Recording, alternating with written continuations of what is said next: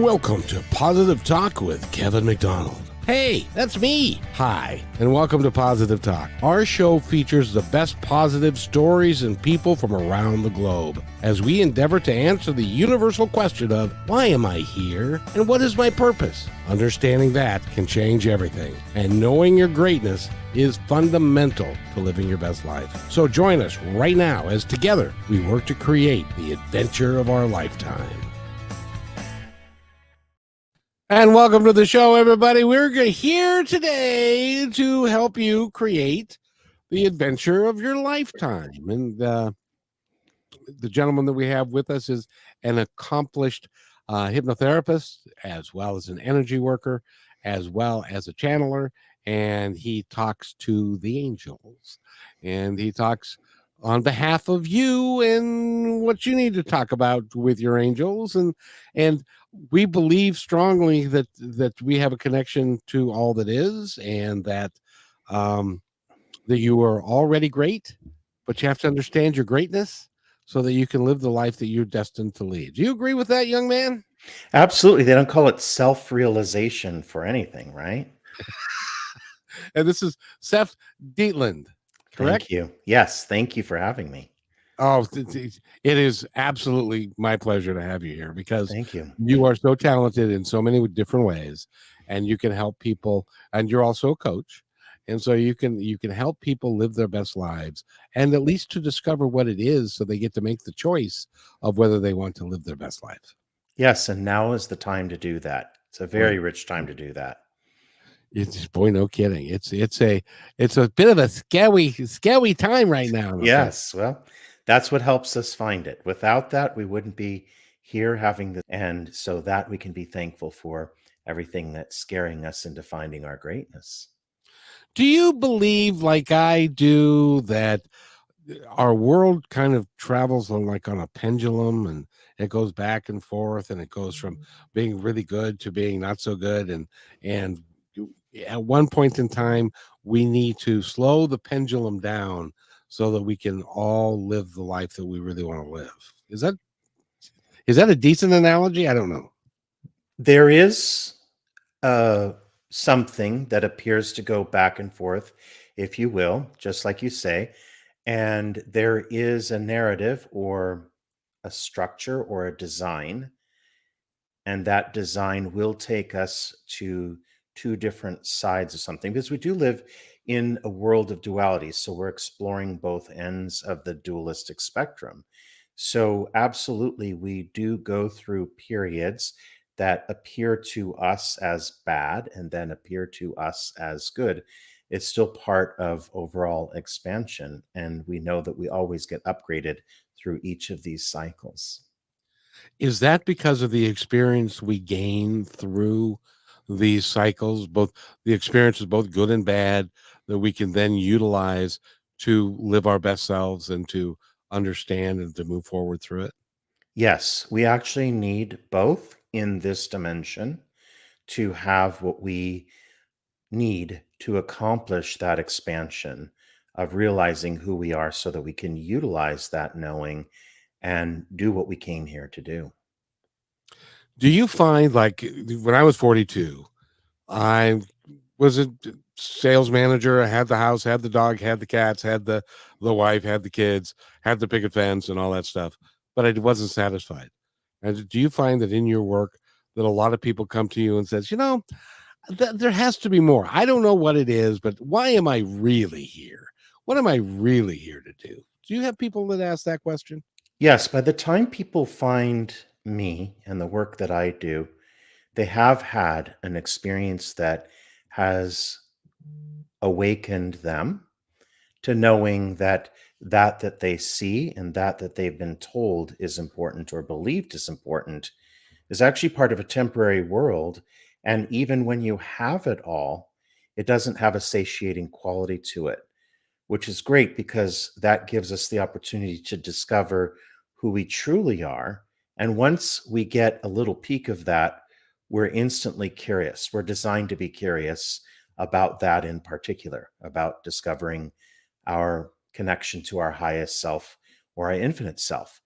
And once we actually get a peek at it, we can't help it but to actually be fully enamored by that, because when we discover even glimpses of it, it is so satisfying, even if it takes us through an experience where we lose all that good stuff that we thought was great.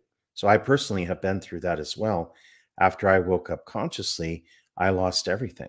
And a lot of people will lose a lot of things that no longer have value to them, but that's not necessarily part of it. I qualify for that, by the way. Yeah. I had a period of time that I would call my bad country music song period. My dog died. I Yeah. lost my wife left. I lost my house. And then Yeah. on and on and on. But it was all necessary. It It was all is. part of my greater plan. Yeah. Yeah. And we're even evolved enough now where we take what comes to us that may be something that we don't understand or don't like. And even if we're gritting our teeth, we're saying, okay, how is this for me? How is this advancing me? What is this revealing to me? What gift is connected to that? Which is very spiritually mature of us. So we're having these kind of conversations now, which is amazing because we have plenty to chew on with regards to what we can see that we don't quite understand its gift and value that we can move through when we start asking that question. And one of the things that you do and you work with clients on is you're a hypnotherapist. How does hypnotherapy, the practice of it, how does it help somebody to learn more about themselves, to get through, so to they ask that question and then they're looking for the answer. How do they get the answer through that? Yes. Well, hypnosis isn't mind programming. That's what most people think it is where we go in and reprogram a critical part of their mind. Hypnotherapy is an opportunity to actually relax the mind, our human mind, in a way that we have full access to our spiritual mind. And when we have full access to our spiritual mind, we get to explore, become aware of. That part of us knows everything. That part of us is connected to everything. And that part of us is that creates our reality for us. And so it's like we're two persons in one, and we allow ourselves to step into our fully realized self. And from that, we can do a myriad of things, not just one thing, but we can accomplish many things. Because when we access our highest states of consciousness and our all knowing self, the intelligence that we possess there, the power that we possess there, we bring it back as a major souvenir from that journey in hypnosis. I got to ask you this question because you're experienced at this, and I want to make sure that it isn't because I stopped taking my meds or whatever. I had a I had a I have a good friend who's also a hypnotherapist, Hmm. and she put me into a bit of a trance, and Hmm. then she wanted me to step aside, and allow my guides to come through Hmm. and allow uh, some people in my life to come through. Hmm. And I started, it is, I got to tell you, it is the oddest experience when you're sitting there talking and you don't know what you're saying. Hmm. And because you're not formulating the thoughts, you're not formulating the words, it's just coming out of your mouth because they're using you as their mouthpiece. At least Hmm. that's how it felt like to me. And then I listened to the tape afterwards, and it made a great deal of sense. And it was like she was having a conversation with somebody else that wasn't me, because I don't remember anything that we talked about. Is that kind of do I need to be put on wet meds, or is that okay? We could all be put on meds, but That's true. we'd need to be if we stayed only in the flattened reality that we're given, the one that is the world that we see around us that's temporary anyway, the one that's so full of challenges and problems, and that really doesn't have a purpose when you can only see that part of it. And we really do get more out of it by exploring that part of ourselves. And there is so much information that is available to us that we will realize it, speak it out loud like you did. There's many things that will happen. And it is true that it takes on a life of its own. This is where we'll also experience a timeless state and understand that everything is happening all at once. There is no past, present, and future. And all possibilities exist, and we're able to access a bit of this.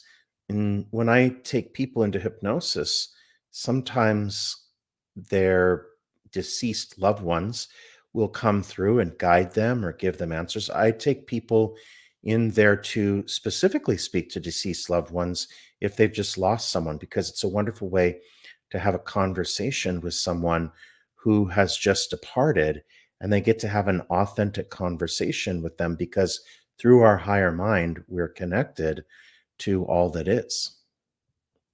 When you talk about the concept of there is no past, future, there's just now, just the present.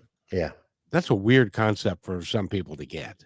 Well, oddly, linear time is what's weird. That's why we have a difficult time with it in this reality. That's why we can't wait for this to happen. That's why we feel odd about something that has happened. So our authentic self is more disoriented by what we have here in the temporary world, which is linear time, which is a false construct. Interestingly enough, when we experience the timeless state, we feel like ourselves. And it's not something that you can explain with words. You have to experience it for yourself and you go, oh, that's what it is. And once we experience it, then it actually opens up a totally different conversation that we can do something with, because it gives us access to a whole level of personal power that gives us the opportunity to create a reality we want to experience or be in experiences that really enrich us. I was thinking about, and by the way, I love talking with you. You've got a lot of knowledge, and so I'm going to tap into that if I can. That's what I'm here for. Absolutely, yeah. The concept of time. Now, I would say that time here, we have a 24-hour day. We have dark and light and stuff. But if we lived on a planet that was farther away from the sun, and so it was now a 36-hour day or a 72-hour day, depending upon the rotation of the planet and stuff, wouldn't that fundamentally change time? So that means to me the time really doesn't exist. It's kind of based upon where we are in the cosmos, that we're surrounding the sun at a certain time of day and stuff, and we've kind of acclimated ourselves to that. But that's really not a valid way to look at our lives in total. Am I close? Yes, and there's even something that brings us closer to home where we can actually know that we have the experience that time itself is not an absolute. So even if we lived in a binary star system on a planet that has no dark and light, there would be something different. But here is something that hits a little closer to home. Let's say I go on a 2-week vacation and I leave the airport. I'm in Terminal 5 at LAX or Terminal N at SeaTac or whatever. And 3 weeks later, I come back from an amazing vacation. I look around the terminal and I think to myself, wasn't I here just 5 minutes ago? Did 3 weeks really go by that quickly? Now, the opposite is true. When you go to the DMV or the dentist and you're waiting for 20 minutes for them to call your ticket H24 and you're sitting there and you're looking around going, la da da da da, I've got thousands of other things that I could do with this time. And by the time you leave, you realize you've invested an entire hour there, but it feels like you were there for a lifetime. And those are the experiences that I like to draw to people's attention when we get to really come into unity with time as a false construct in a linear sense, and time being a unity or a constant present moment. Now, we're still moving. See, that's the weird thing. Is a constant moving moment of now? Is that? Am I? Help me here. Well, that's a good one. That I wouldn't really dice up so much, but I do think that a good person to ask that is someone who's 60, 70, 80, or 90, and you ask them how long they've been here, and they feel like they've only been here for a few minutes or a few seconds in this lifetime. And again, that also gives us access to doing, let's say, a life review in a moment when we transition. It's because we can actually visit the life again in literally a split second, every moment of it. And so when we get into a heightened state of consciousness, we do feel where the moment to moment, or the progression, if you will, of time does seem to leave us. And then we do enter into a state of just the eternal now, right? But we're accustomed to wanting or needing to measure it, or to create something that we would call an absolute, because everything has to be an absolute here to us when we operate with the linear mindset, but it's not an absolute. As soon as we start taking apart what we live within as far as reality goes, everything that appears absolute or linear is absolutely not.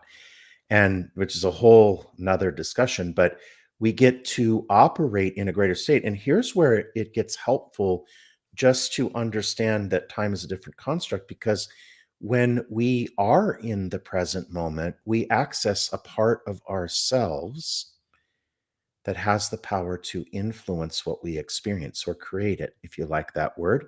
Manifest, some people like it as well, because the linear part of us that many people call the ego is either taking us to the future and worrying about it, or taking us to the past and regretting over it. It time travels either forward or backward, as long as it makes us feel gross.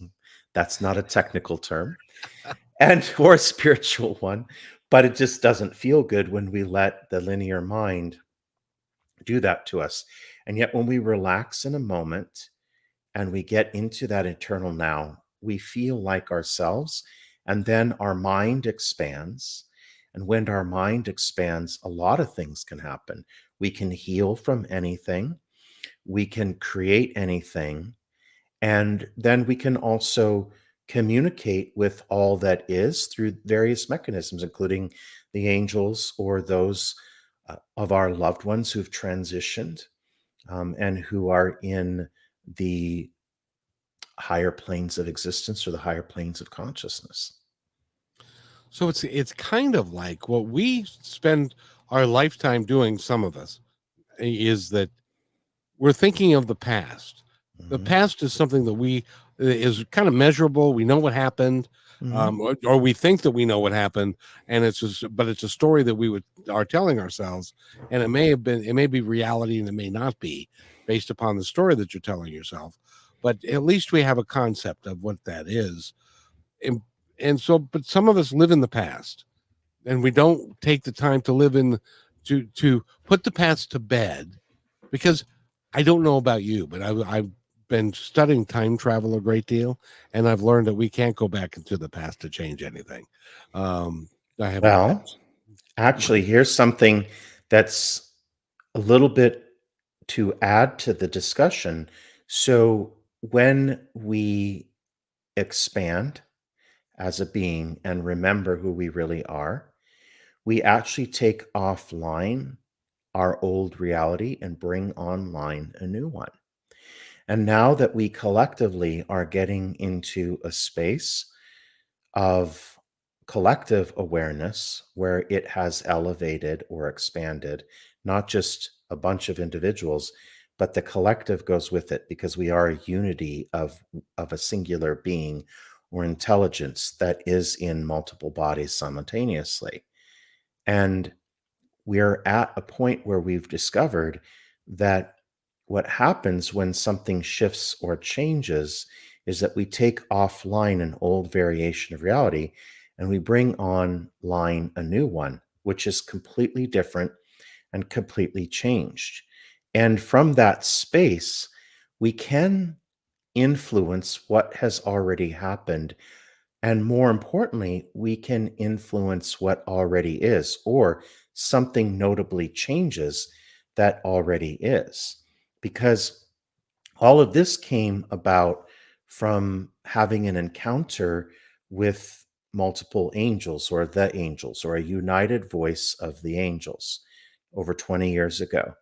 And when I discovered healing frequency, energy healing, I was in an energy healing session and I had a conversation with what we would call Archangel Metatron and Archangel Raphael. And in that conversation, they said, when we heal, it's a matter of remembering that we weren't broken to begin with. And now, when I go further on down to the discovery of how reality is constructed, and we live in multiple variations, let's say, and each variation is based on frequency. So when we upgrade our own frequency through our own integration of our higher self into our personal being, we upgrade our frequency or we raise our frequency.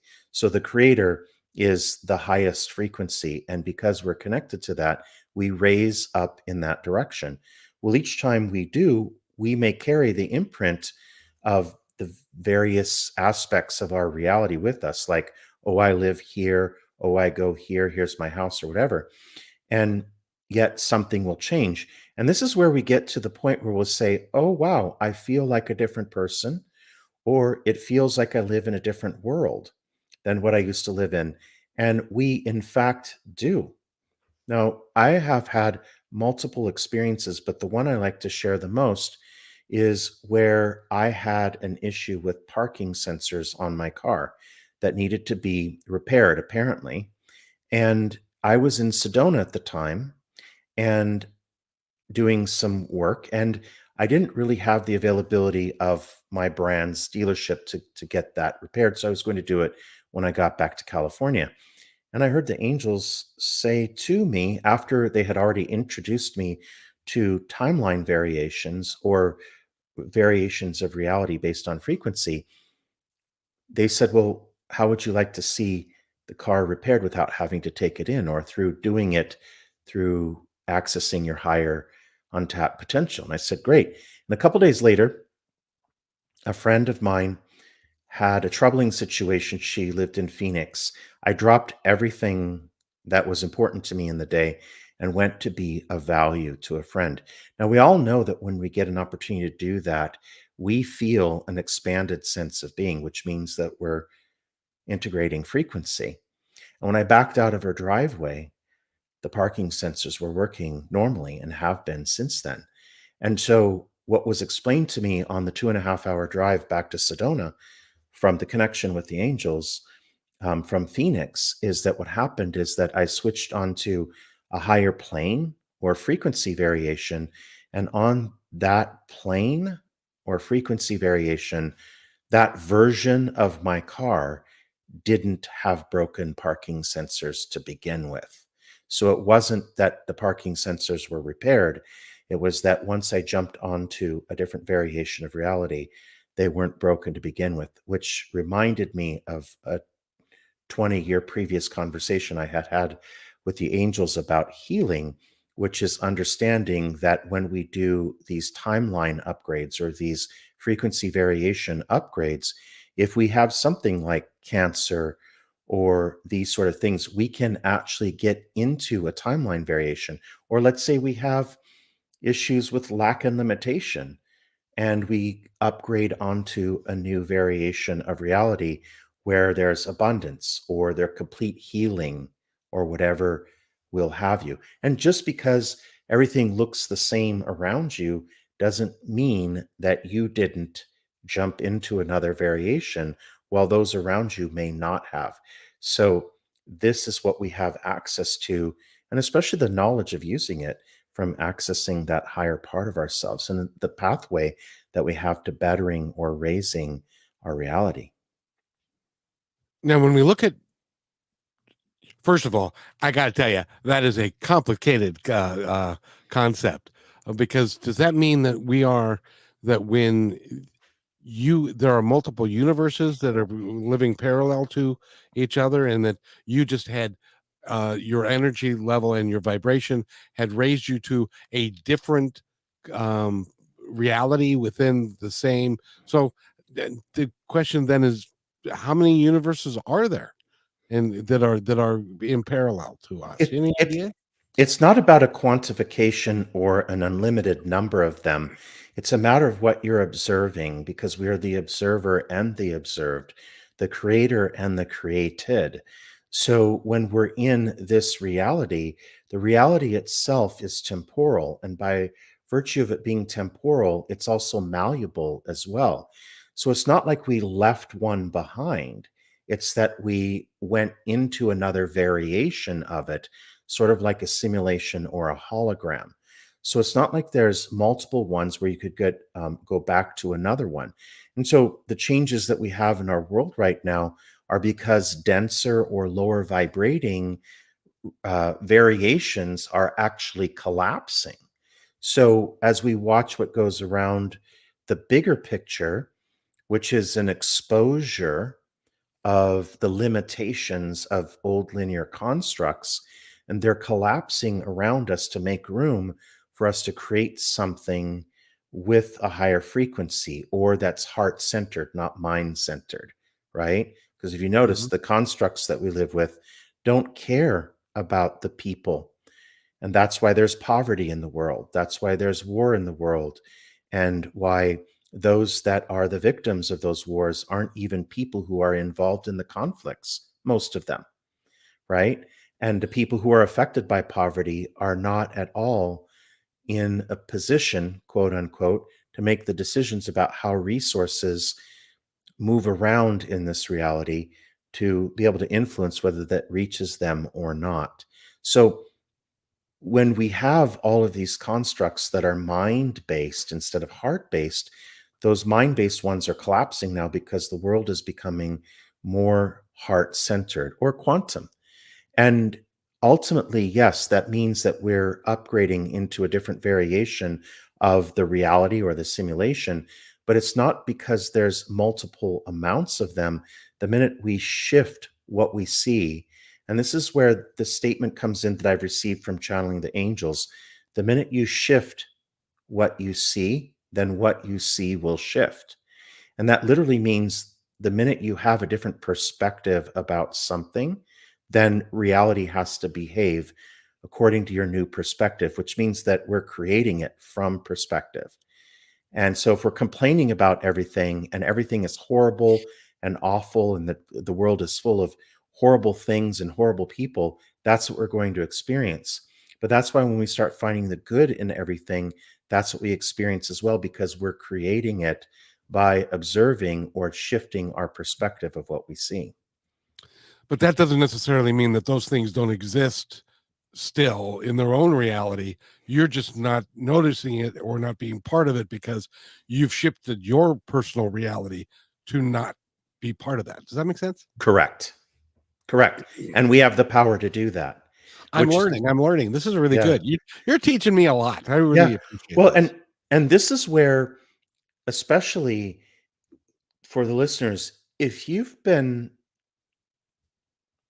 showered from other people or from different sources with doom and gloom scenarios about the future, you don't have to live in that future, because through the perspective shift, you can shift into another dimensional frequency where none of that exists, which is where we get the terms like New Earth or heaven on earth, or the shift, the global shift, or the great awakening. All those different terms are meant to indicate that there is a group in mass consciousness, or the global mass conscious, or the entire mass consciousness, that's actually upgrading the reality from something that is constructed through what the angels call false constructs, and actually replacing them with real constructs, with heart-centered or with powerful constructs. And so there may be different scenarios in the world that look fearful, or that may look like they have a fearful future connected to them. Or we personally may be in circumstances where we don't see a solution and can have a fearful projection of where that's taking us personally. It can be personally or global. And yet we won't create that completely void outcome that we fear, because we're the creator of our reality, and we simply won't create that scenario. It's not what we want to experience. There may be some that want to experience it, and in which case they're getting what they want, because there's all kinds of ways that we get to discover who we truly are on the higher level. And yet, at the same time, if we don't resonate with wanting to live in something that dystopian, then that's not the path that we carved out for ourselves as we make these various upgrades in reality through frequency. Now, as we talk about frequency and raising your vibration, and the collective raising their vibration, are there people that are going to refuse to raise their vibration because they're living in hate, division, and fear, and feel very comfortable there and don't feel like they need to make any changes? What's going to happen? Or will they kind of come along because they have to? That's a good question. So, all of this is based on the truth that in our heart and who we are there is the truth of who we are. Who we are in our mind is actually a falsely constructed version of ourselves. And so those that they don't enjoy, but those that employ, hatred, greed, and those other things as a survival mechanism, that is from the falsely constructed version of themselves. And inside each of us is a battle that's going on, which is between our true and authentic self and our falsely constructed self, which is what we would refer to as the ego or the mind. Now, it's interesting because I do personal one on one sessions with people, and I had a client recently where we discovered a lot from the channeling that happened for her. And in this case, this client had a conflict that she didn't want to be part of. Someone created a conflict in her realm, and she was trying to figure out how her higher self had created this conflict for her advancement and how she could take the high road to resolve it. And through that, that's where we discovered that that's what we call the ego, or the mind, or the limiting self, is actually not us, but a falsely constructed version of us to participate in the what you could call the falsely constructed world that we live in, or the temporary world, the temporary Mhm. version of ourselves. So I told her that, and this is what I got from the angels, so it was channeled information, is that the ego, or that we call the ego, it's actually not us.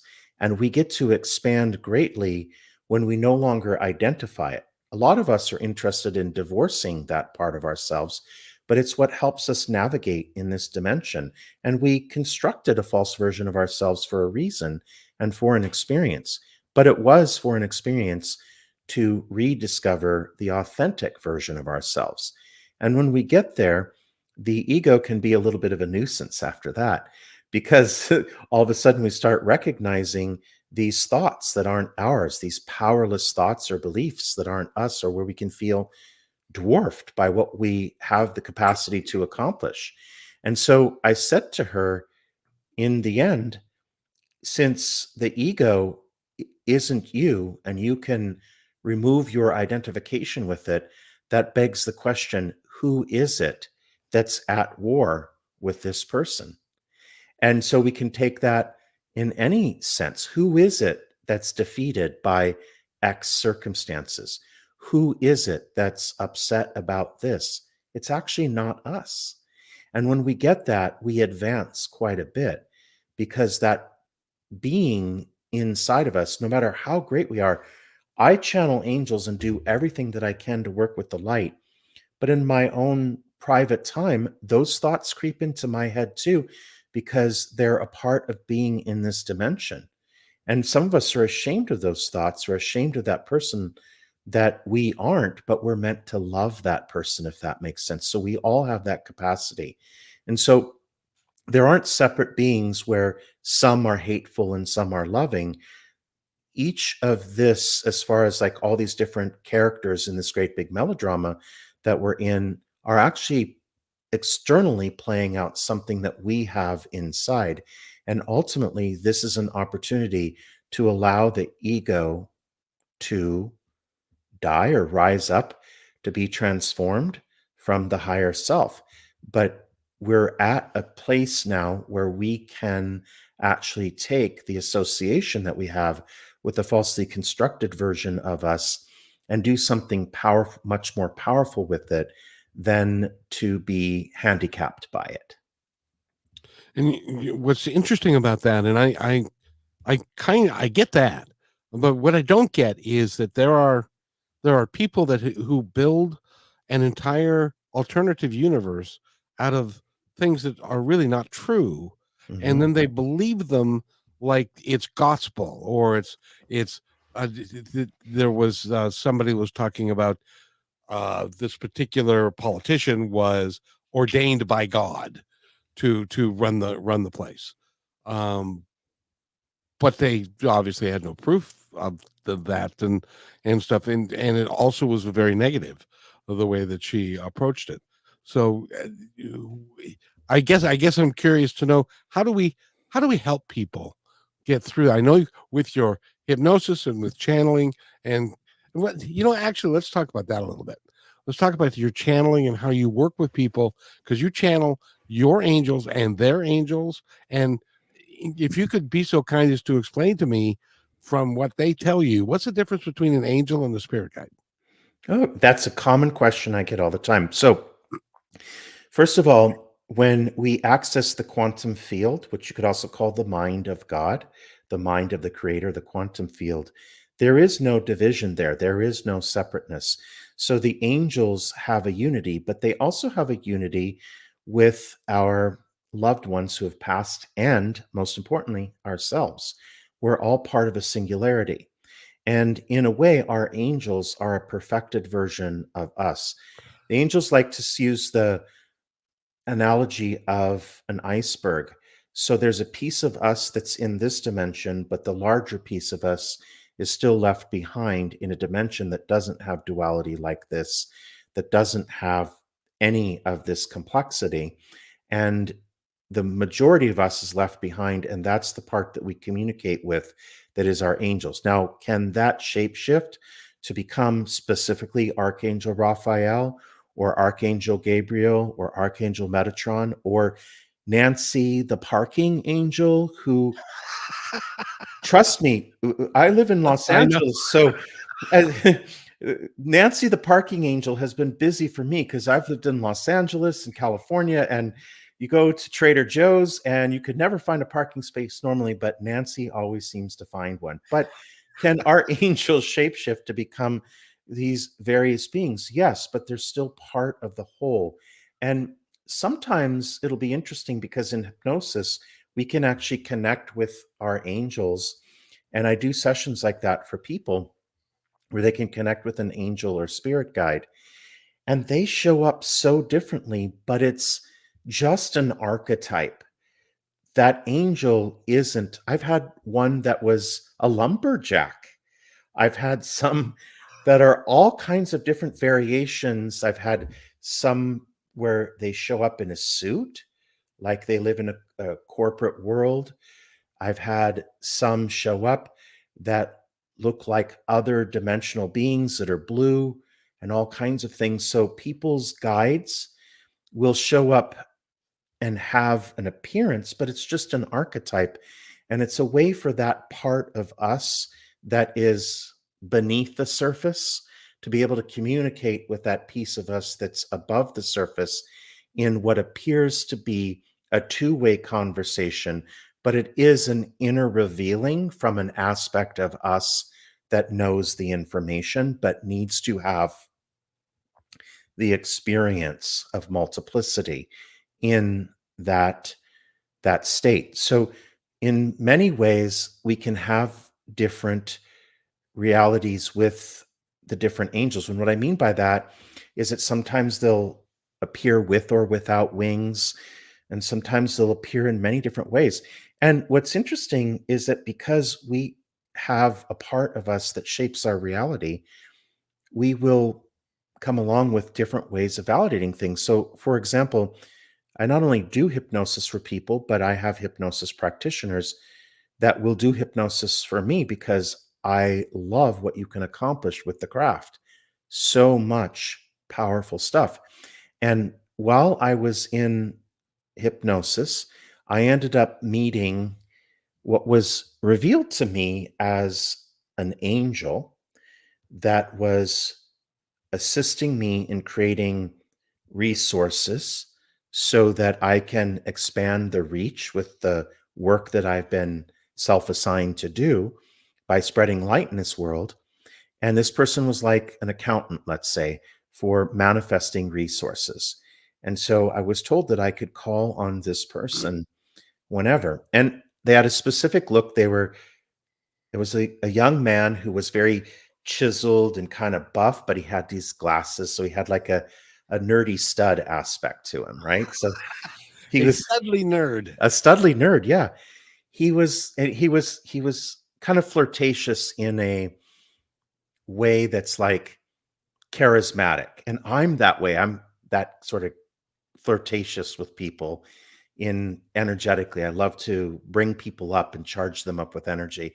And he was like that with me too. And in the experience, he shared with me that activating that energy is a way of activating abundance. And so he sort of charismatically flirted with me, which I do with people all the time, men or women. Doesn't mean anything bad. It's just a way for our souls to connect, right?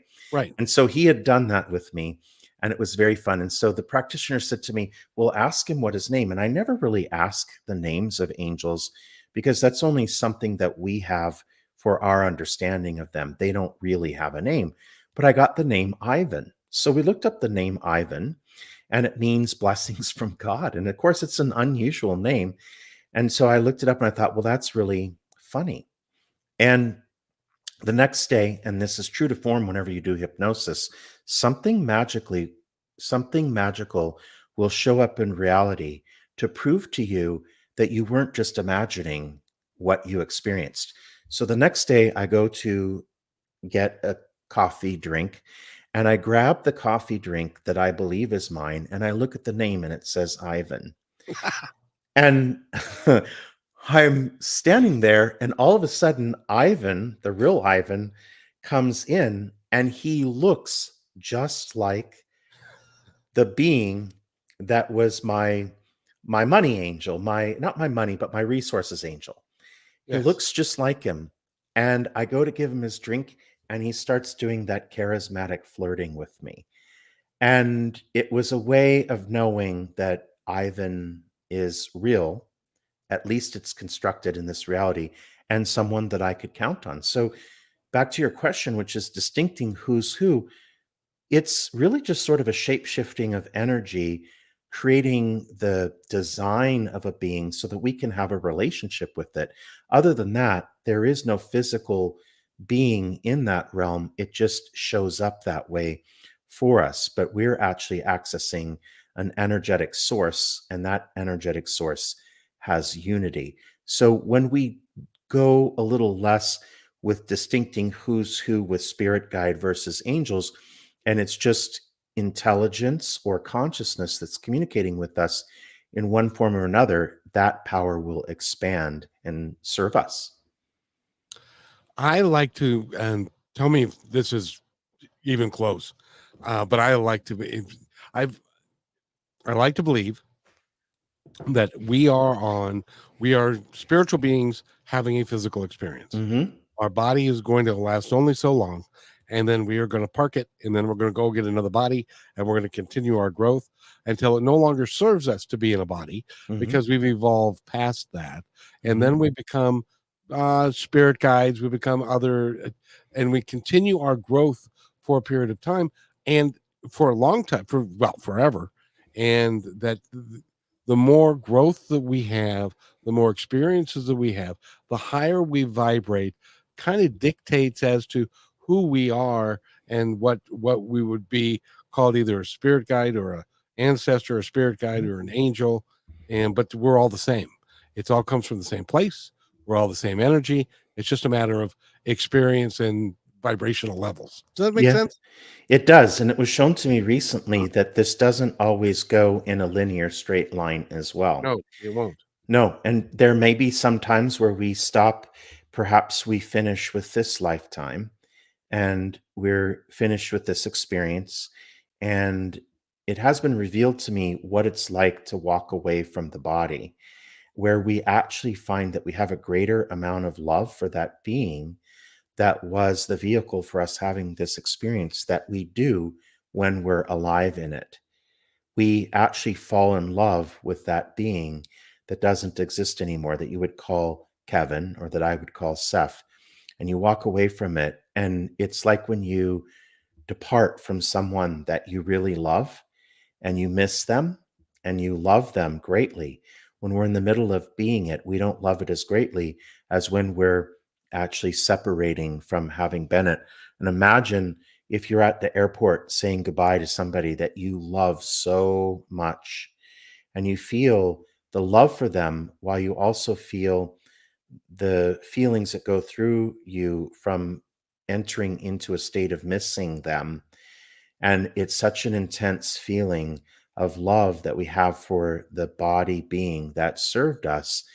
And one of the things the angels say is that if we can actually connect with that while we're here, even while we're shifting because of age, quote unquote, or whatever that might be, or maybe we put on extra weight, or maybe we've got a pimple or something like that. But we are supposed to love ourselves in that way. And when we do, we create a powerful unity with the two selves. But we do separate from this. And when we do, we can also then end up in kind of a cool world where you get to take a break from that and have, sun, sand, surf, or whatever it is that you like, fly around with your being. And then you go, okay, I'm ready to go back into that other part of discovery. So it's not always a straight line. The other thing that was revealed to me as well, because there is no time, is that when we don't do our lives in the chronological order of our time here. So in other words, our last life didn't necessarily have to be the one from the 1600s, and then our next life is the one in the 2200s. We could have actually come from our life in the 2200s, popped out of it and popped into this one, and we could pop out of this one and pop into a prehistoric life. It's like a program and a hologram that we can do. So we don't actually live our lives in the succession, because one of the things I do in hypnosis is past life regressions. And I have to call it that because it's common nomenclature. But when I see clients one-on-one, I explain that these are simultaneous lives that we're living simultaneously while we're living these. And so whatever it is that we go to discover, we understand that that life is happening right now at the same time. You're going to give me a headache. Am I the first person to do that? Well, no, because Okay. because and I understand many of the concepts. Some of them are harder to understand, but at the same time, I think the timeline of going back and forth to whatever we need to do to serve our purpose in that particular time frame or that particular life has a lot of value to it. Yeah. Uh, because if you may decide that, as an example, you've had a problem with forgiveness. Well, the last life you did okay, but the 10 lives before that you didn't. So you want to go correct some of those things. And so you can skip back from, am I correct in that you can skip over a life to get to another life that serves your itinerary of what you want to accomplish better? Yes, you can. And for example, in hypnotherapy, we can do what's called timeline therapy, Mm, where we can go to traumatic moments in this particular lifetime or other lifetimes, and we can use light to dissolve whatever's left over, because the source of life doesn't deem us good or bad because of any of these things. We're the ones who do that when we're in the false construct of mind. right. So each of these is an experience. So if we have, in like in your example, where we have a difficult time with forgiveness, and all of a sudden we have an easier time of it in a different incarnation, all of those are different experiences, each of which has a revealing value to it, an expansive value to it.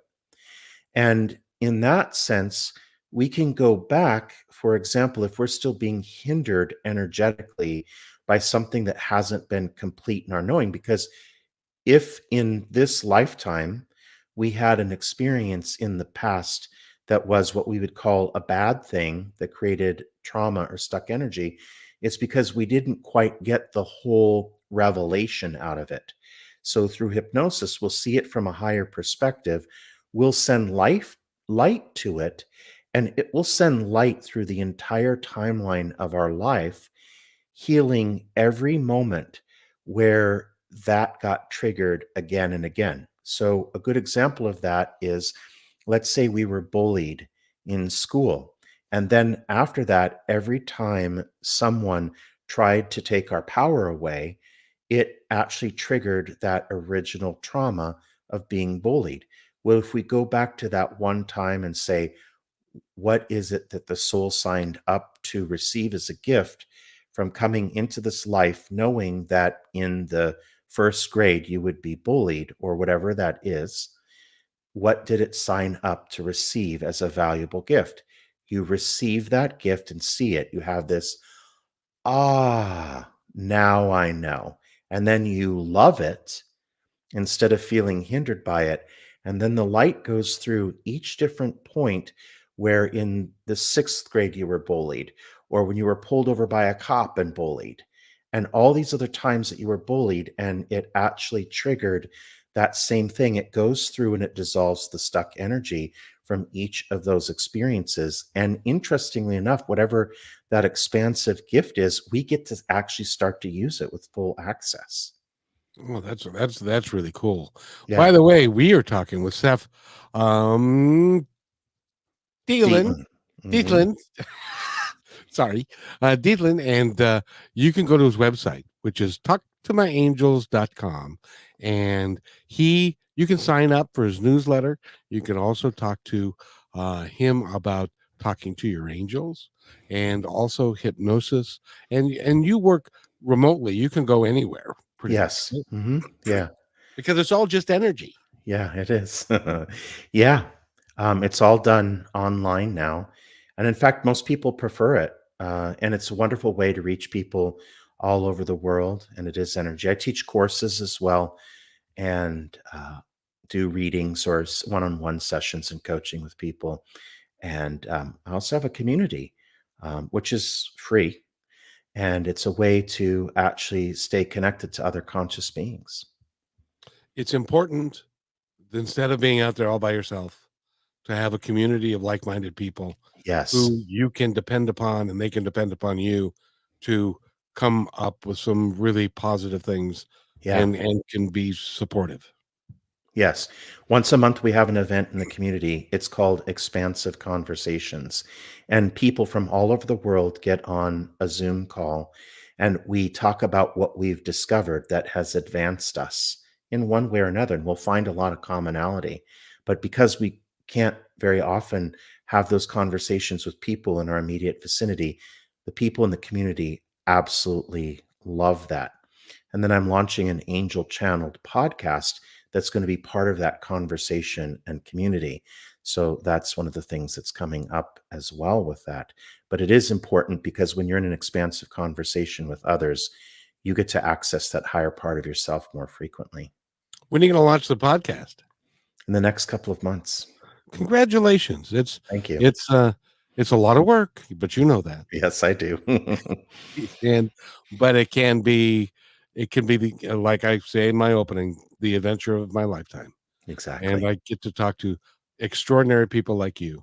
Me too. And who, even though you give me a headache because I'm trying to wrap my head around all of the concepts, because I'm a simple guy, and some of these are very complex, but they're not, and so it's kind of interesting all at the same time. Yeah, just pick and choose what you resonate with. I didn't even expect to go that deep, but your questions led us there. And I always access that higher part of myself when I do these interviews. And I do that because of the audience, and whoever is going to tune in is supposed to get that particular message. So whatever it is, it'll actually be a framework for new awareness. And whatever that new awareness is will help you discover some of that unrealized version of yourself that you're after. Now, it may give me a headache, but there's somebody in our audience that's going, aha, now I get it. Yeah. And that's important. It is important. I'd like to thank you for being here, young man. You are phenomenal at what you do, and you are a light unto the world. And we need more lights. Thank you. You as well. And thank you for having me. Oh, you betcha. Is there anything you'd like to add or to say before we go away, sir? Just to those listening in the audience, just tune into your heart, tune into the love. That's simple. All the rest of this stuff with awareness and time shifting and all that other good stuff, the power that you have is right there. So just feel the love and everything will fall in place. And the reality is, whether or not you believe it or not is immaterial, because at one point in time, you're going to find out what's true anyway. Exactly. So at this point, all I can tell you is be kind to one another, take care of each other, and work to make our world a safer, better place for every inhabitant, animal, vegetable, people. So if we could get that done, that would be nice. So thank you, sir. I really appreciate you having me. Having been here, and talk to myangels.com is where you go. And Seph, you're going to be back on in March, and I'm looking forward to that. I'll take a couple aspirin before. Actually, I'm going to do some reading and make sure, because I actually am pretty versed in these things, but you went really deep, and which is good, and it's good for people to know that there's more out there, and that they can learn it. There's always a next level, and after this there'll be another one. Indeed. So thank you so much, sir. And if you wait right there, I will be right to bake. Hey, thanks for enjoying this episode all the way to the end. Please give us a like and subscribe to this channel. This has been a production of positivetalkradio.net. Please visit our website, oddly named positivetalkradio.net, for more details about us and our mission, which is to provide great positive programming designed to inspire us all. I'm Kevin McDonald, and I'm proud of these shows, and I truly hope that you'll like them and share them with friends and family. So on behalf of our entire team, remember, be kind to one another, because each other